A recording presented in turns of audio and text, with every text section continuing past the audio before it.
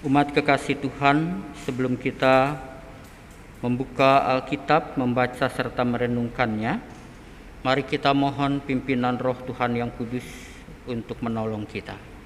Mari kita berdoa.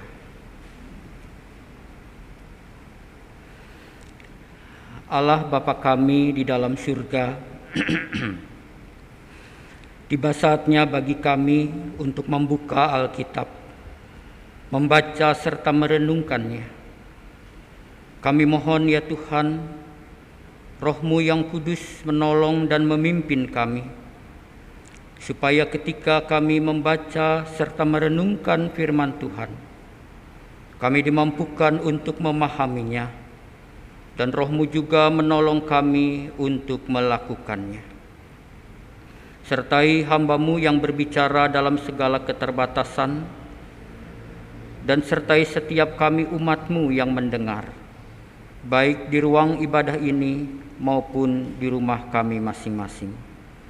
Di dalam Kristus kami berdoa. Amin. Umat kekasih Tuhan, pembacaan Alkitab dengan tema tubuh yang mulia dan tidak dapat binasa terambil dari Surat 1 Korintus pasalnya yang ke-15 ayat 35 sampai 58. Dengarkanlah firman Tuhan. Tetapi mungkin ada orang yang bertanya, bagaimanakah orang mati dibangkitkan, dan dengan tubuh apakah mereka akan datang kembali? Hai orang bodoh, apa yang engkau sendiri taburkan tidak akan tumbuh dan hidup kalau ia tidak mati dahulu. Dan yang engkau taburkan bukanlah tubuh tanaman yang akan tumbuh, tetapi biji yang tidak berkulit, umpamanya biji gandum atau biji lain. Tetapi Allah memberikan kepadanya suatu tubuh seperti yang dikehendakinya. Ia memberikan kepada tiap-tiap biji tubuhnya sendiri. Bukan semua daging sama. Daging manusia lain daripada daging binatang, lain daripada daging burung, lain daripada daging ikan. Ada tubuh sorgawi dan ada tubuh duniawi, tetapi kemuliaan tubuh sorgawi lain daripada kemuliaan tubuh duniawi. Kemuliaan matahari lain daripada kemuliaan bulan, dan kemuliaan bulan lain daripada kemuliaan bintang-bintang. Dan kemuliaan bintang yang satu berbeda dengan kemuliaan bintang yang lain. Demikianlah pula halnya dengan kebangkitan orang mati. Ditaburkan dalam kebinasaan, dibangkitkan dalam ketidakbinasaan. Ditaburkan dalam kehinaan, dibangkitkan dalam kemuliaan. Ditaburkan dalam kelemahan, dibangkitkan dalam kekuatan. Yang ditaburkan adalah tubuh alamiah, yang dibangkitkan adalah tubuh rohaniah. Jika ada tubuh alamiah, maka ada pula tubuh rohaniah. Seperti ada tertulis, manusia pertama Adam menjadi makhluk yang hidup, tetapi Adam yang terakhir menjadi roh yang menghidupkan. Tetapi yang mula-mula datang bukanlah yang rohania, tetapi yang alamiah. Kemudian barulah datang yang rohania. Manusia pertama berasal dari debu tanah dan bersifat jasmani. Manusia kedua berasal dari sorga. Makhluk-makhluk alamiah sama dengan dia yang berasal dari debu tanah, dan makhluk-makhluk sorgawi sama dengan dia yang berasal dari sorga. Sama seperti kita telah memakai rupa dari yang alamiah, demikian pula kita akan memakai rupa dari yang sorgawi. Saudara-saudara, inilah yang hendak kukatakan kepadamu, yaitu bahwa daging dan darah tidak mendapat bagian dalam kerajaan Allah, dan bahwa yang binasa tidak mendapat bagian dalam apa yang tidak binasa. Sesungguhnya aku menyatakan kepadamu suatu rahasia.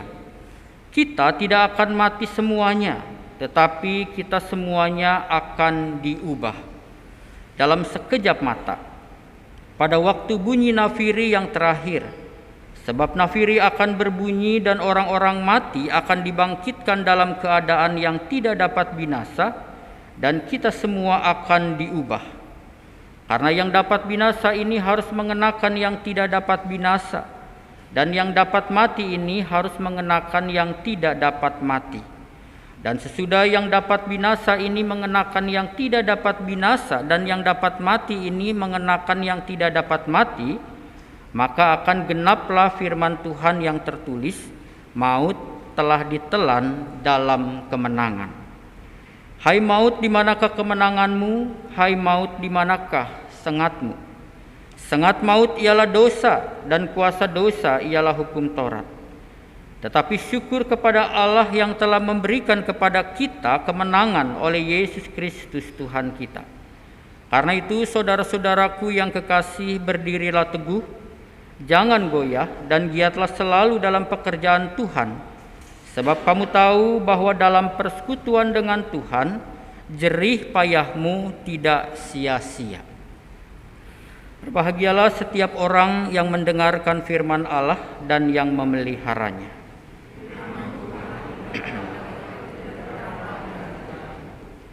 Haleluya.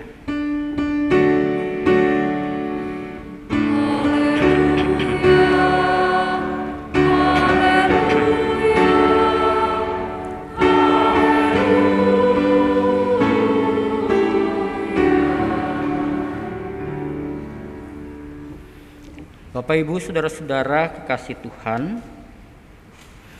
pembacaan kita tadi kita renungkan dengan tema tubuh yang mulia dan tidak dapat binasa. Bapak Ibu kekasih Tuhan, kapan Bapak Ibu, saudara-saudari kekasih Tuhan pernah memikirkan tentang kematian? Mungkin Bapak Ibu bisa mengingat-ingat kapan mungkin pernah memikirkan mengenai kematian, atau tidak pernah memikirkan sama sekali Bapak Ibu. Bapak Ibu kekasih Tuhan, saya coba menjawab kemungkinan kita pernah memikirkan kematian berdasarkan apa yang saya coba renungkan, refleksikan, dan berdasarkan percakapan dengan beberapa orang, saudara. Saudara-saudara, biasanya kita memikirkan tentang kematian ketika usia kita semakin lanjut, ketika tubuh kita semakin lemah, mulai terpikir jangan-jangan kita akan menghadapi kematian. Ketika usia kita masih muda, ketika tubuh kita masih gagah, mungkin kita tidak memikirkan itu. Betul nggak Bapak Ibu? Kemungkinan yang lain kita sempat terpikir kematian, yaitu ketika kita mengalami sakit. Ketika kita sakit, apalagi kita mengalami sakit yang berat, biasanya mulai terpikirkan kematian. Atau dalam hal yang lain, ketika kita mengalami banyak kesusahan di dalam hidup ini, mengalami banyak persoalan dan pergumulan hidup yang rasanya tidak pernah berhenti. Mungkin di saat seperti itu orang mulai terpikirkan mungkin kalau mati itu lebih enak. Dan saudara-saudara bisa coba mendaftarkan lagi kemungkinan-kemungkinan kita atau manusia memikirkan tentang kematian. Bapak Ibu Saudara kekasih Tuhan, lalu ketika kita memikirkan hal tentang kematian, kira-kira apa yang terbersit di benak kita Bapak Ibu? Ketika terpikir, wah rasanya kematian sudah dekat. Lalu apa yang ada di benak kita saat itu? Apakah yang ada di benak kita bahwa kalau kita mengalami kematian itu berarti beres semuanya? Kalau kita mengalami kematian berarti selesai. Tidak ada lagi pergumulan, tidak ada lagi kesusahan, dan tamat beres seperti lilin yang menyala lalu dipadamkan ketika masuk ke dalam air. Selesai sudah. Tidak ada apa-apa lagi. Atau saudara-saudara, ketika kita memikirkan kematian terbersit, kalau saya mati maka saya akan dibangkitkan. Pernah Bapak Ibu terpikir ketika memikirkan kematian, wah nanti saya akan dibangkitkan? Atau ya udah selesai kalau sudah mati? Yang mana Bapak Ibu? Bapak Ibu kekasih Tuhan, banyak orang pada zaman ini berpikir bahwa kematian itu adalah akhir dari segalanya. Saya pernah mengikuti sebuah percakapan, saya lupa percakapannya tentang apa, tetapi seorang ahli neuroscience mengungkapkan kalau mati berarti saudara, yaitu karena pusat kesadaran kita adalah otak. Jadi kalau manusia mati ya udah selesai semuanya. Tidak ada apa-apa lagi. Tidak lagi bicara soal apakah nanti ada hidup, apakah ada kebangkitan, enggak ada, udah selesai kalau sudah mati. Ya katakan awalnya juga manusia itu tidak ada. Lalu kembali kepada tidak ada nanti. Entah ada peristiwa apa lalu manusia menjadi punah. Ya katakan dari tiada menjadi tiada juga, ya udah tidak apa-apa, semuanya akan ditelan oleh kematian. Ya katakan pada akhirnya semua itu akan mati. Dan artinya kematianlah yang menang atas kehidupan ini. Siapapun akan mengalami kematian. Tapi persoalannya saudara-saudara, benarkah kematian adalah akhir dari segalanya? Dan benarkah ketika kita mengalami kematian lalu semuanya beres dan tidak ada kehidupan di sana, lalu tidak ada kebangkitan orang mati? Saudara kekasih Tuhan, bila benar bahwa kematian adalah akhir dari segalanya, kematian adalah selesai dan tamat, tidak ada kebangkitan orang mati, maka itu berarti apa saudara? Kalau kematian itu selesai, beres semua. Itu artinya beruntunglah, mungkin ya ada orang yang berkata, kalau begitu beruntunglah semua orang yang menjalani kehidupan dengan semau-maunya dan sesuka-sukanya. Karena kalau tidak ada kebangkitan orang mati, kata Rasul Paulus, baiklah kita makan, baiklah kita bersenang-senang, baiklah kita bersuka cita, karena besok kita akan mati. Selesai sudah. Kalau setelah kematian tidak ada kebangkitan. Tetapi juga saudara-saudara, kalau setelah kematian tidak ada kebangkitan, berarti rugilah dan sia-sialah semua orang yang menjalani kehidupan dengan tertib, menjalani kehidupan dengan taat beragama, menjalani kehidupan dengan berbuat amal sebanyak-banyaknya. Karena semuanya itu tidak ada apa-apanya pada akhirnya. Kalau kematian adalah akhir dari segalanya.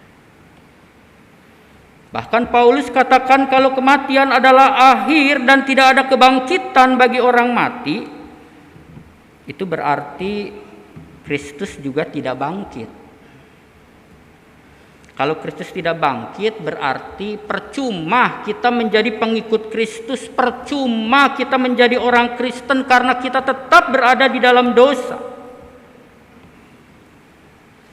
Kalau Kristus tidak bangkit dan tidak ada kebangkitan, berarti kita juga adalah orang yang binasa. Bahkan dikatakan, kata Rasul Paulus, kita adalah orang-orang yang paling malang mungkin. Karena kita berharap-harap kebangkitan, tapi ternyata tidak ada kebangkitan dan selesai pada kematian. Tetapi saudara kekasih Tuhan, Rasul Paulus di dalam 1 Korintus 15 pada perikop sebelum yang kita baca, ia katakan justru Kristus telah bangkit.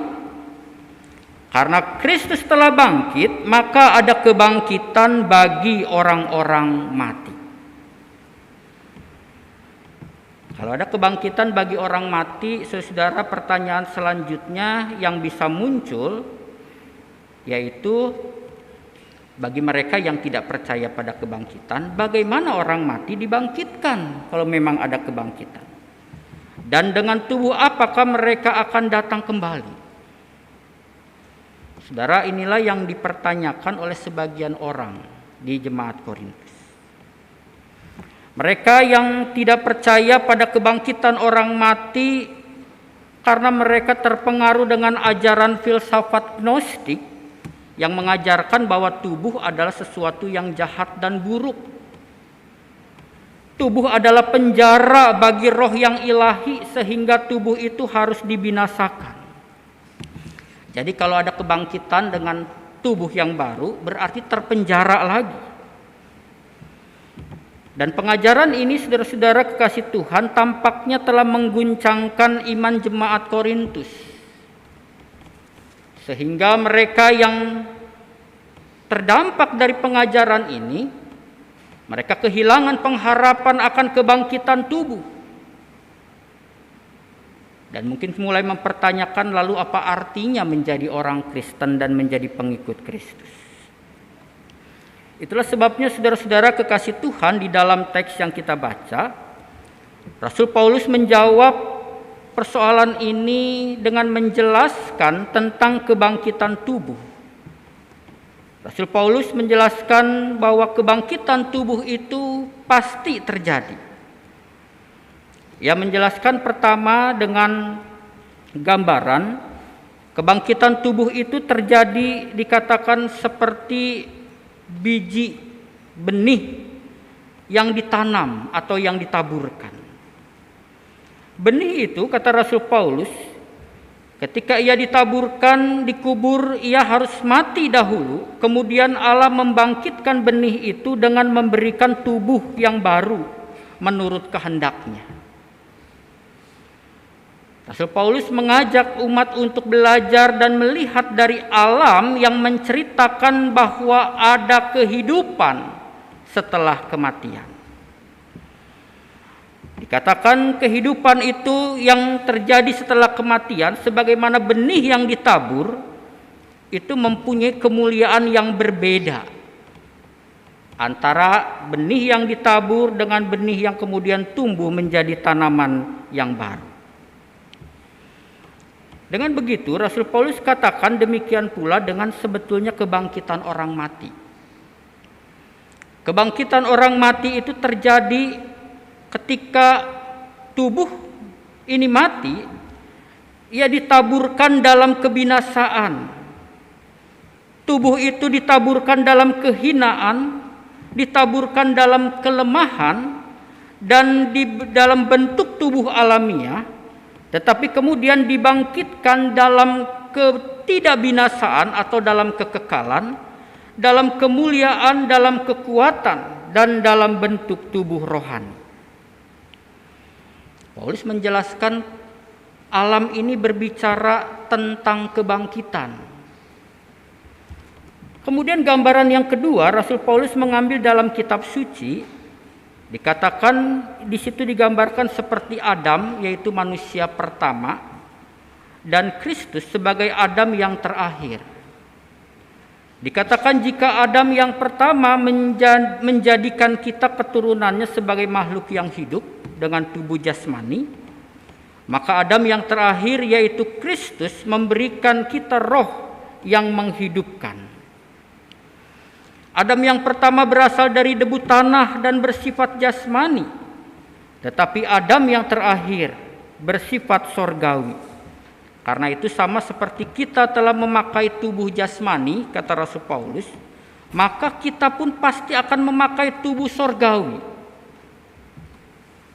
Saudara kekasih Tuhan, dengan firman Tuhan ini, Paulus menegaskan bahwa kebangkitan orang mati pasti terjadi. Karena Allah telah memberikan gambaran baik melalui alam, melalui benih yang ditabur tadi, maupun di dalam kitab suci yang berbicara tentang kebangkitan. Saudara kekasih Tuhan, mungkin kemudian kita bisa bertanya, saudara, lalu kalau orang mati dibangkitkan, untuk apa ia dibangkitkan? Saudara, beberapa bagian Alkitab menjawab bahwa orang mati dibangkitkan karena setiap orang harus menghadap pada pengadilan Allah. Dari kitab Pengkhotbah, misalnya sang pengkhotbah mengatakan Allah akan membawa setiap perbuatan ke pengadilan yang berlaku untuk segala sesuatu yang tersembunyi, entah itu baik, entah itu jahat. Lalu dalam surat Korintus yang kedua, Rasul Paulus juga mengungkapkan sebab kita semua harus menghadap tahta pengadilan Kristus, supaya setiap orang memperoleh apa yang patut diterimanya sesuai dengan yang dilakukannya dalam hidup ini, baik atau jahat.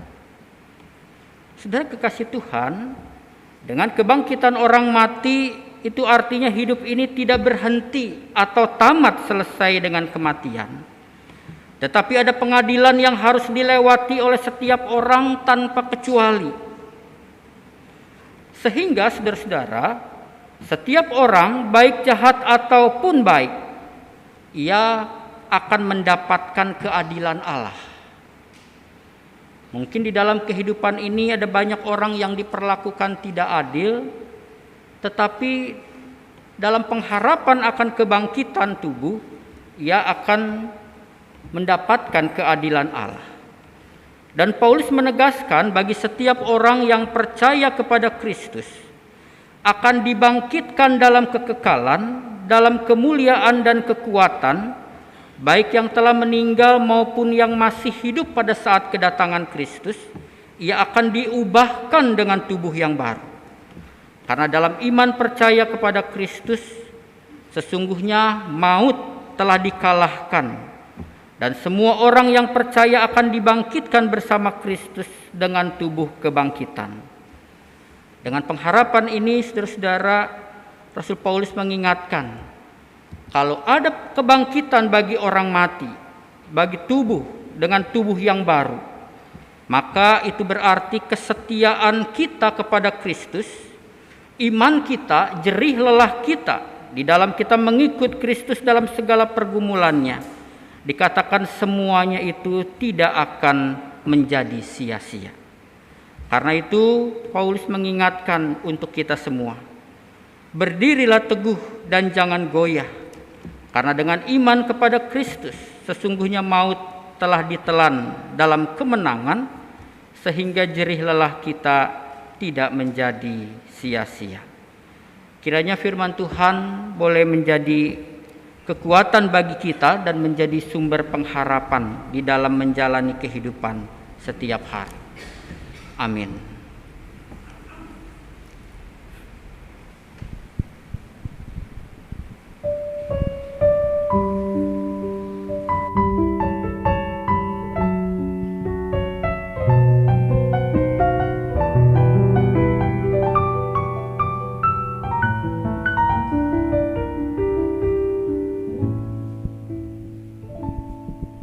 Tuhan, ku datang tertunduk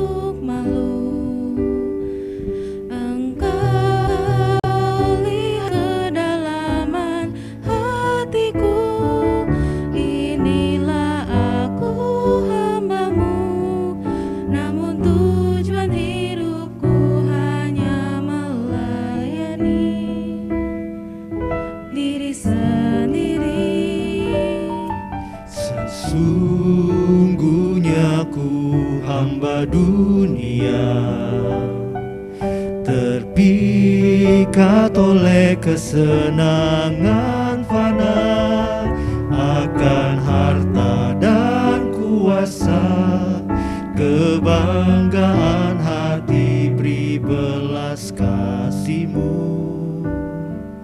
Oh Tuhan, murnikan ku tekad di hatiku, agar ku tersadar menderita denganmu. Murnikan ku, arahkan mata hatiku, agar ku setia padamu.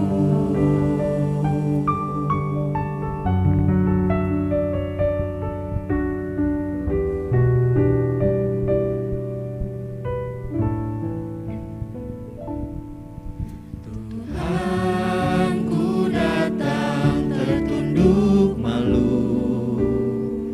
Engkau lihat kedalaman hatiku.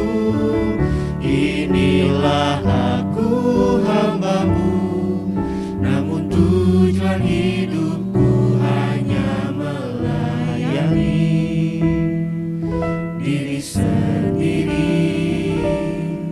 Sesungguhnya ku hamba dunia, terpikat oleh kesenangan fana, akan harta dan kuasa, kebanggaan hati beri belas kasih-Mu.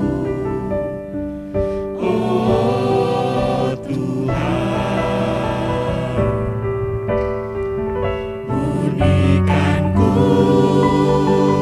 tekad di hatiku, agar ku tersadar menderita denganmu. Murnikan ku, arahkan mata hatiku, agar ku setia padamu.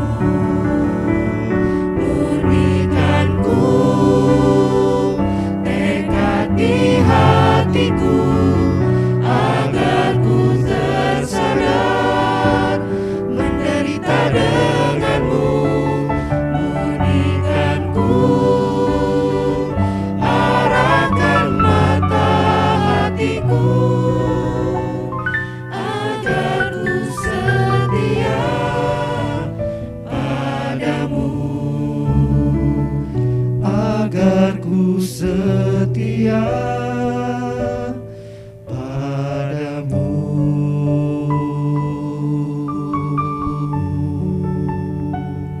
Agar ku setia